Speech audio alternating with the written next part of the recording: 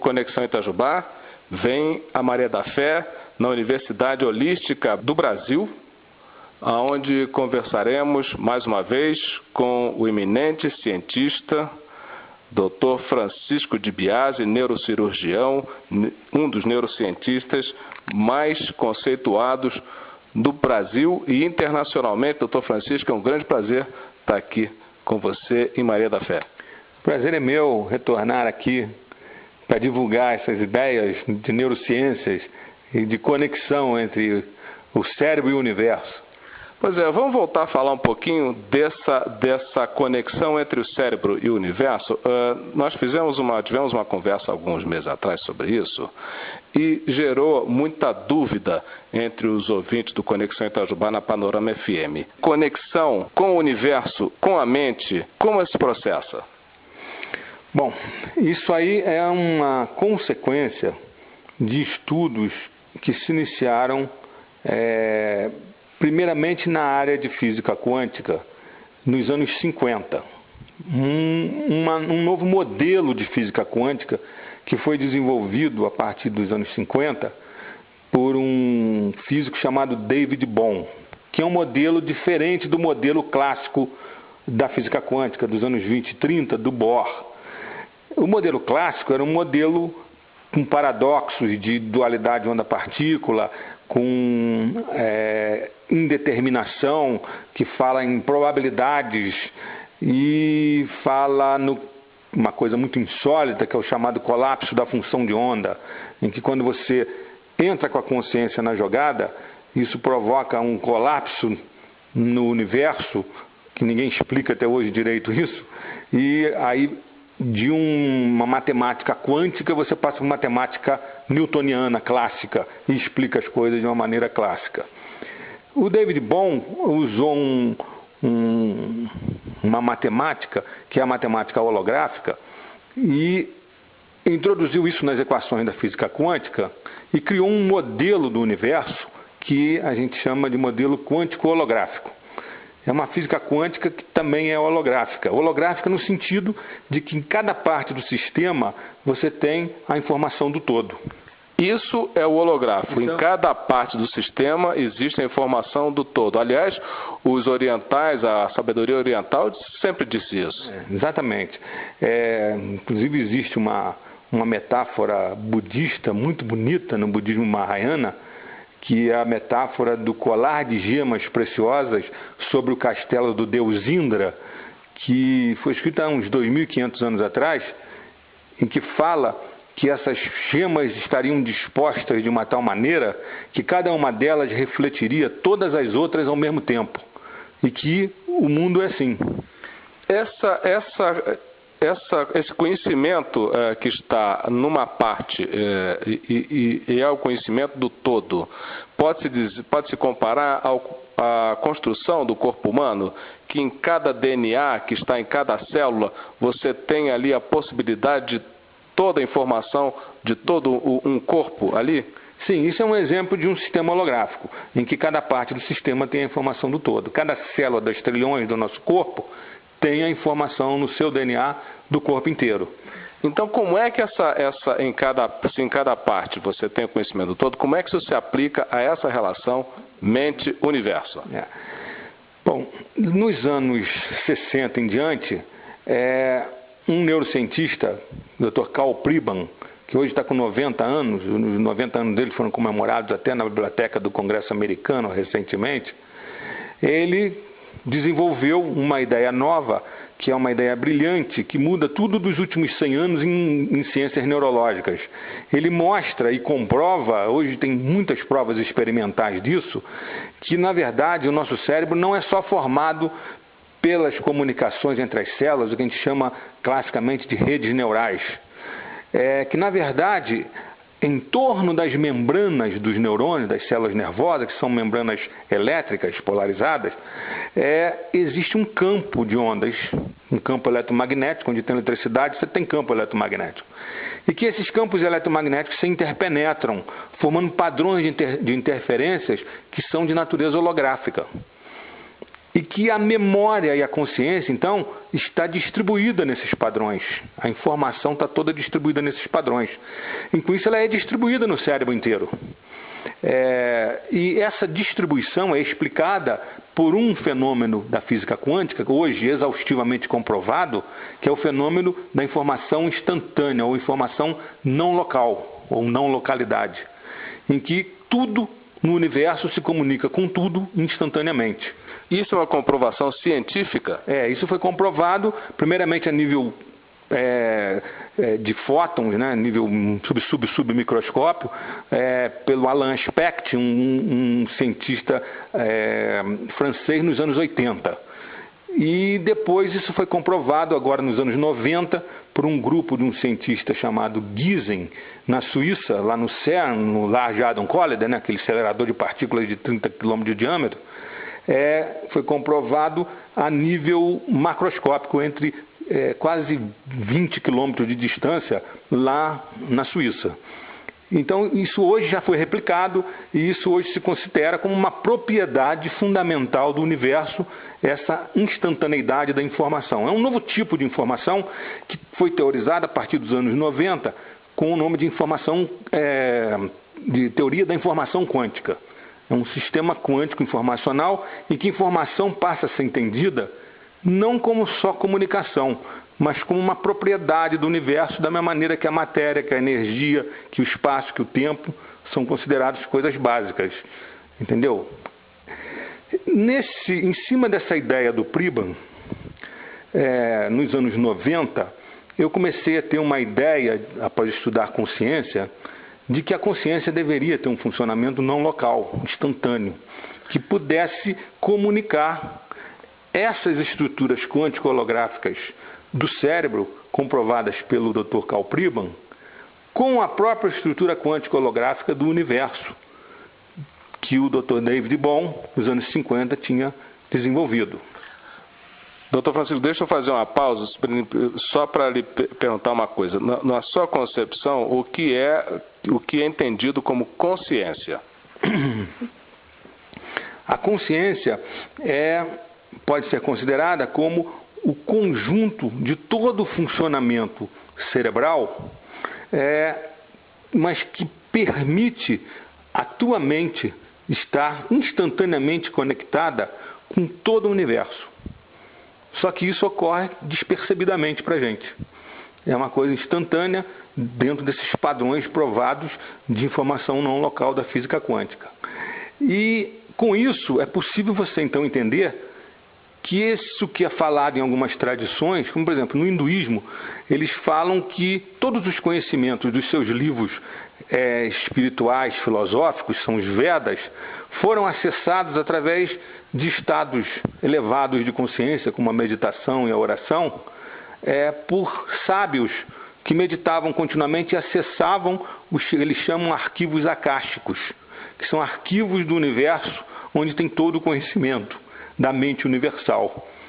É dessa forma, então, que, por exemplo, os nossos índios têm o conhecimento das ervas medicinais, o conhecimento da astronomia indígena, que se parecem muitas vezes com a astronomia moderna, e é assim que em vários povos, os xamãs, por exemplo, tiveram acesso a formas e daí evoluiu a medicina, por exemplo?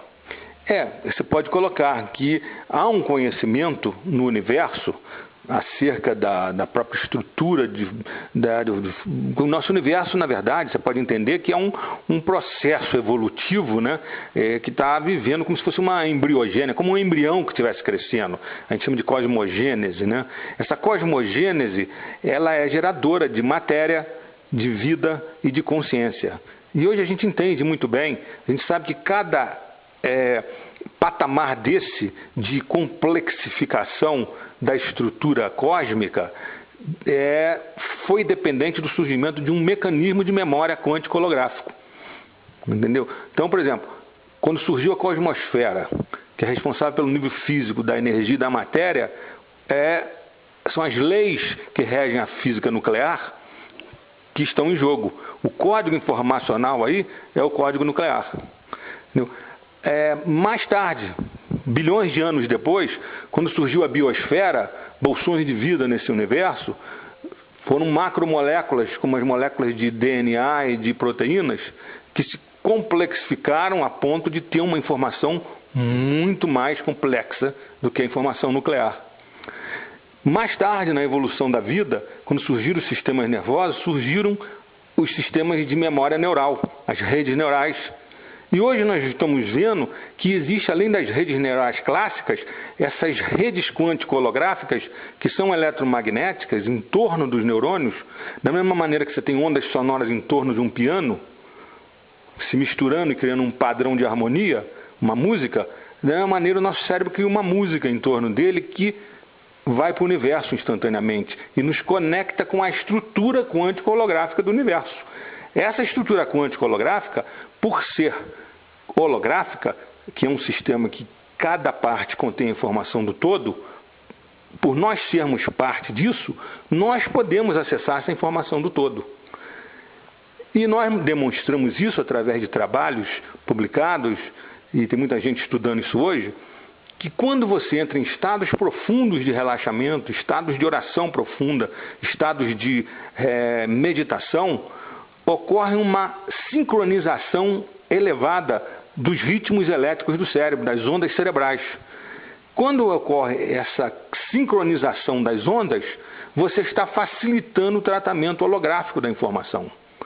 Então você está facilitando a sua conexão, a sua religação com o cosmos. E lembre-se, religação é de onde vem a palavra religião. O espiritual, em termos clássicos, religiosos, é aquilo que te religa à tua fonte. E com isso, com essa concepção nova, que eu denomino holo-informacional da consciência, nos religando, nos fazendo conectar a nossa mente com o universo, nós estamos explicando de uma maneira moderna, científica, o próprio processo da reconexão espiritual.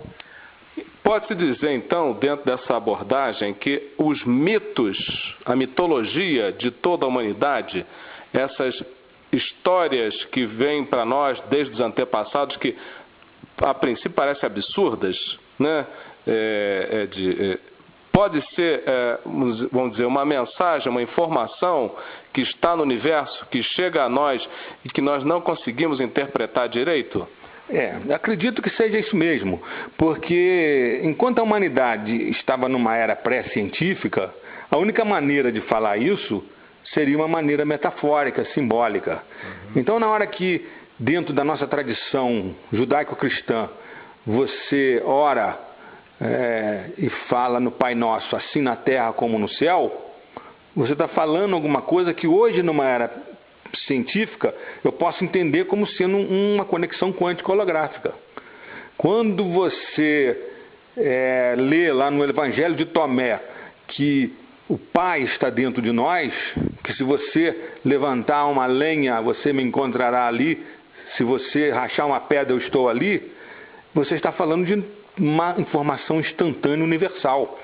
Sendo assim, Dr. Francisco, nós podemos dizer também que essa informação que está no universo, ela está dentro de nós, é isso? Sim, nós temos um sistema receptor para ela, que é o nosso cérebro.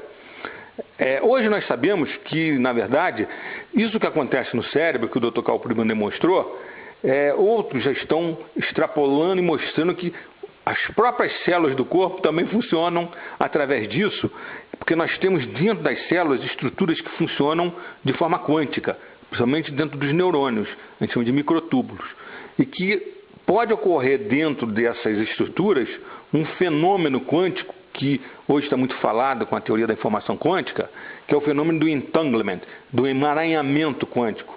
É como se você tivesse uma super radiância em que a informação de luz, de fótons, fosse disseminada para todas as áreas instantaneamente, sem perda de energia.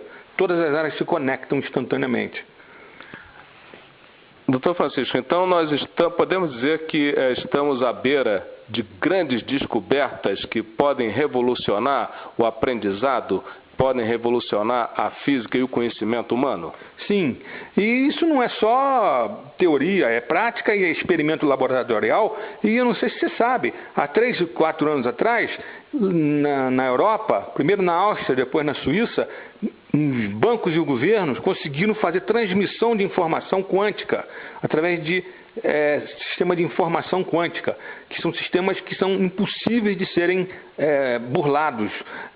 Quando você tenta alterar a informação para descobrir o que está sendo passado, você destrói a informação. Então já existe essa tecnologia e bancos famosos no mundo já estão aplicando. Uma outra coisa que está ocorrendo, que pouca gente está falando, é que lá nos experimentos que estão ocorrendo na Suíça, naquele acelerador de partículas, que estão tentando descobrir a chamada partícula de Deus, né? O bóson de Higgs, que seria a partícula que dá matéria para todas as outras partículas e que é fundamental para o modelo da física quântica clássica, não está sendo descoberto. Pelo contrário, estão descobrindo outras coisas que estão evidenciando que esse modelo da física quântica clássica é um modelo furado. Entendeu? Ele funciona tecnologicamente muito bem, por isso que ele ficou famoso, mas os parâmetros estruturais, filosóficos, de modelo de universo que ele propõe, estão errados. E já existem dados que estão vindo daquele físico lá da Universidade da Inglaterra, da Universidade de Cambridge, né? Aquele que é paralítico, o Hawkins. Ele está propondo agora, e existem alguns dados de investigação telescópica que estão comprovando isso, que o universo é holográfico. Então, se isso for comprovado, provavelmente a teoria que vai predominar vai ser essa dos anos 50 do David Bohm, de que o universo tem estrutura quântica holográfica. Isso seria realmente a comprovação de que nós estamos conectados, porque o nosso cérebro, como foi comprovadamente demonstrado pelo Dr. Karl Pribban e seus discípulos, eu sou um deles, de que há realmente uma informação quântica holográfica no cérebro. Então essa conexão é possível. Então essas metáforas das tradições espirituais, assim na terra como no céu, tudo que está em cima é igual a tudo que está embaixo, nos Upanishads, na Índia se fala que tudo que está dentro é igual a tudo que está fora, né? Tudo isso realmente são maneiras simbólicas e metafóricas de se falar uma verdade que hoje é científica. Então, a oração e a meditação têm poder de fato? Tem um poder muito intenso, porque a partir do momento que você acalma o teu cérebro com a oração ou com a meditação, e ele sincroniza as ondas, e você então otimiza esse tratamento da informação que te reconecta, você tem como acessar informações. Acontece que essas informações são acessadas por nós de uma maneira assim intuitiva, como se fosse uma coisa inconsciente, mas que depois podem se tornar conscientes, conforme você vai desenvolvendo a ideia. E muita gente na história da humanidade mudou a história através de intuições. Podemos dizer, doutor Francisco, que o nosso dia a dia, esse aprofundamento humano na busca pela sobrevivência, por uma melhor qualidade de vida, nem digo qualidade de vida, mas pelo enriquecimento, buscando nos bens materiais um conforto para si, isso atrapalha a vida, faz com que ele fique preso e não perceba essas informações que chegam ao seu cérebro quase o tempo todo? É verdade. A gente comprova hoje que quando você está submetido a situações de estresse, situações de angústia, situações de medo, de ira, de agressividade, ocorrem mudanças no seu organismo, mudanças metabólicas, mudanças de hormônios, mudanças de neurotransmissão, mudanças no cérebro, mudanças no coração, na frequência cardíaca, respiratória, que te preparam para situações de luta e que te deixam inquieto, te deixam com o cérebro desincronizado.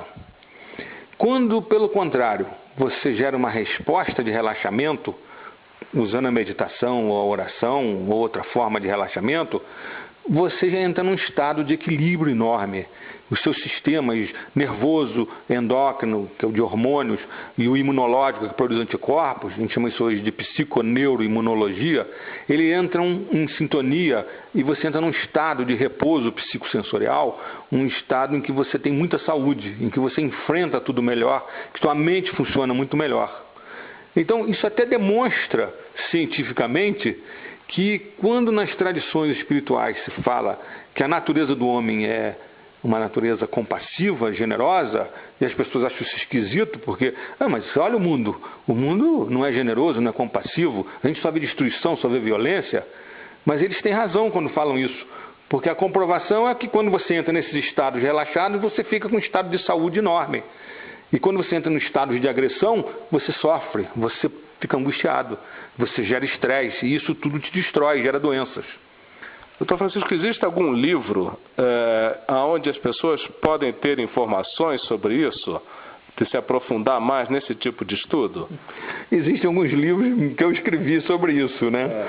Um deles chama-se Caminhos da Cura, é um livro que já está na 7ª edição, que eu mostro como essas práticas de oração, de meditação, de visualização, de cura, tem base científica e como isso funciona e como aplicar isso. É um livro da editora Vozes, que já está na 7ª edição.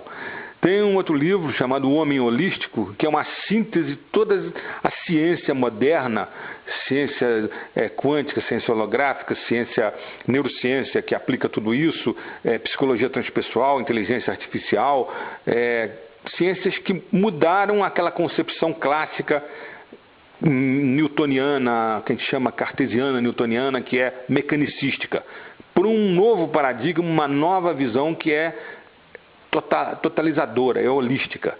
E isso tudo com as implicações para medicina, para sociologia, para psicologia, para ecologia e para esses fenômenos meditativos e tudo, e com os estudos da consciência, estão muito bem estruturados nesse livro O Homem Holístico, da editora Vozes. Perfeito. Doutor Francisco, muito obrigado por essa entrevista. Foi um grande prazer estar com você de novo aqui em Maria da Fé, na Universidade Holística do Brasil. O prazer é meu, sempre gosto de conversar com você, porque você é um repórter diferente da maior parte dos repórteres. Você consegue trazer perguntas que têm significado filosófico profundo. Ok, doutor Francisco, muito obrigado. Eu conversei aqui com o doutor Francisco Di Biase, neurocientista, neurocirurgião, um dos mais eminentes cientistas do nosso tempo, de fama internacional, um dos professores da Universidade Holística do Brasil, que vem a Maria da Fé para mais uma das suas aulas.